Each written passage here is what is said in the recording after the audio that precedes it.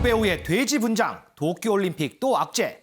4개월이 앞으로 다가온 도쿄올림픽, 당초 지난해 열리기로 했다가 코로나 사태로 1년 미뤄졌습니다. 그런데 올해도 제대로 치를 수 있을지 의문이 나오는 상황인데요. 이런 상황에서 도쿄올림픽을 책임지는 이 조직위원회에 대한 구설이 계속되고 있습니다.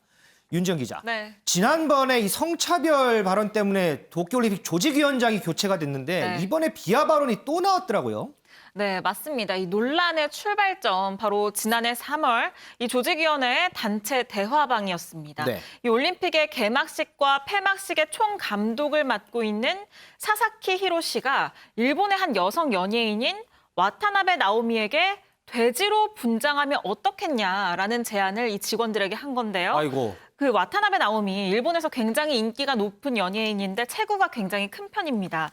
그리고 돼지를 영어로 하면 피그잖아요. 그렇죠. 근데 일본에서 올림픽 발음이 핏구라고 해요. 아, 올림픽고. 네, 그래서 이 발음이 유사하다, 이 점을 연결을 시켜서 이 여자 연예인을 돼지로 분장을 시켜서 익살스럽게 연기하도록 하는 이런 아이디어를 제시를 한 건데 지금 저 화면에 나오는 저 연예인인가 보죠? 네, 맞습니다. 여기에 대해서 이 직원들이 여성을 돼지로 비하하는 건 있을 수 없는 일이다. 아이고. 또 아이디어 차원이라도 그렇게 말을 하면 안 된다라고 반발을 하면서 그 아이디어는 이제 무산이 됐습니다. 그런데 이 내용이 1년 만인 지난 17일에 보도가 됐거든요. 네. 그러면서 외모 비하 논란이 일었고 결국 이 사사키 감독 역시 논란 하루 만에 이 사의를 표명했습니다. 이 사사키 감독 이전에도 굉장히 좀 눈길을 끄는 어떻게 보면 굉장히 특이한 그 연출로 주목을 끌기도 했는데 네. 지난 2016년에 리우데자네이루 올림픽 폐막식 행사에서는요. 이 당시 아베 신조 총리를 슈퍼마리오로 변장을 시켜서 지금 보시는 것처럼 이렇게 깜짝 등장시키는 연출로 좀 눈길을 끌기도 했었는데 저 아이디어가 이 총감독 머리에서 나온 거군요. 네, 맞습니다. 광고회사 출신이라고 하는데 이 총감독이 그런데 이번에는 조금 외모 비하 논란까지 낳은 무리한 기획을 시도를 하려고 했다가 결국에는 자리에서 물러나는 이런 일로 끝나게 됐습니다. 야, 글쎄요. 이거 엄청난 비하 발언 같은데, 김은미 기자. 네. 이 해당 연예인은 일본 내에서 좀 꽤 유명한 연예인인가 봐요.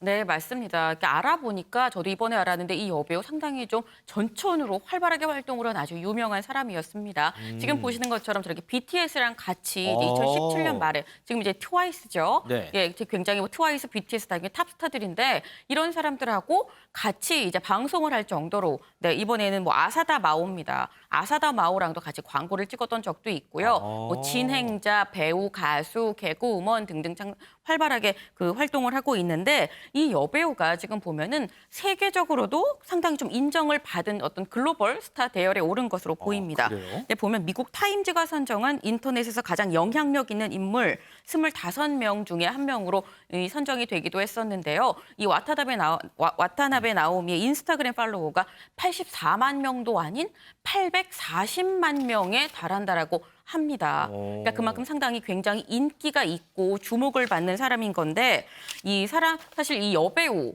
여자 뭐 스타들의 인기척도 화장품 광고인데 지금 보시는 저게 화장품 광고입니다.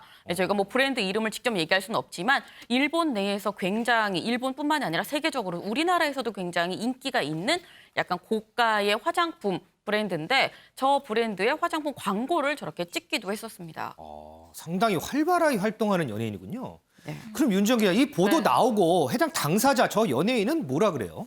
네, 와타나베 나오미 솔직히 놀랐다라고 밝혔습니다. 저때 당시에 저런 연출로 제안을 받지를 않았기 때문에 이 보도 내용을 보고 좀 놀랐다는 건데요. 네. 그러면서도 나는 이런 체형으로도 행복하다. 지금까지와 마찬가지로 앞으로도 뚱뚱한 것에 신경 쓰지 않은 채 와타나베 나오미로 표현해 가고 싶다. 이렇게 당당한 입장을 드러내기도 했습니다. 전혀 개의치 않겠다. 네. 은영미 의원님, 네. 참 이런 비하를 듣고도 난 전혀 개의치 않겠다. 앞으로도 신경 쓰지 않고 나 자신을 표현해 나가겠다. 이 연예인의 쿨함 대단하지 않나요? 네, 정말 쿨하네요. 네.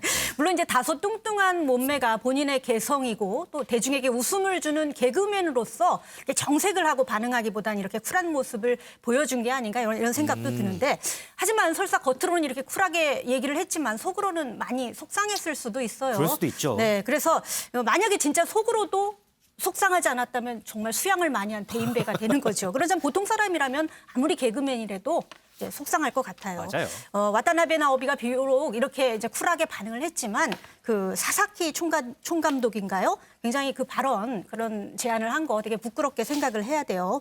아무리 이제 개그우먼이고 행사에서 재미있게 기획을 하려고 했다 하더라도 어떻게 여자 개그우먼을 돼지에 비유한다라는 건 있을 수가 없는 일이죠. 그러니까요. 이거는 이제 여성 외모 비하를 넘어서 인격을 모독하는 그런 사안이 될 수도 있습니다. 이건 여성이 아니고 남성에게도 그러면 안 되잖아요. 그렇죠.